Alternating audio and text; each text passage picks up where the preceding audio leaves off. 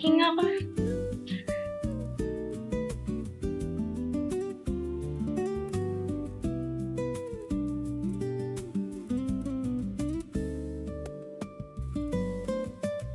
Aray, Yan, dahan-dahan kasi. lang. Hilig mong makapag-away, hindi ka naman marunong sumuntok. Aray ko. Dito mo. Wala man lang kiss it to make it better. Sira ulo. Umuwi ka na ng dugo, anak ko pang lumande. Basta ba ikaw yung gagamot sa akin eh. Araw-araw kong away. Ginagawa niyo?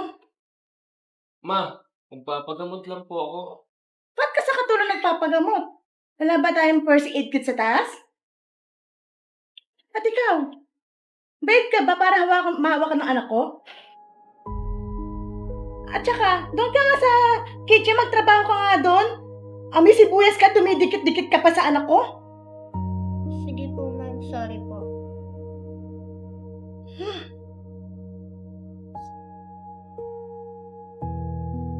Ikaw, tigil-tigil ang mga pagdidikit sa babaitang yon. Pero ma, wala naman po siyang ginagawang masama. Kung tutuusin po siya pa nga po yung naggamot na itong sugat ko eh. Kahit na, katulong lang siya.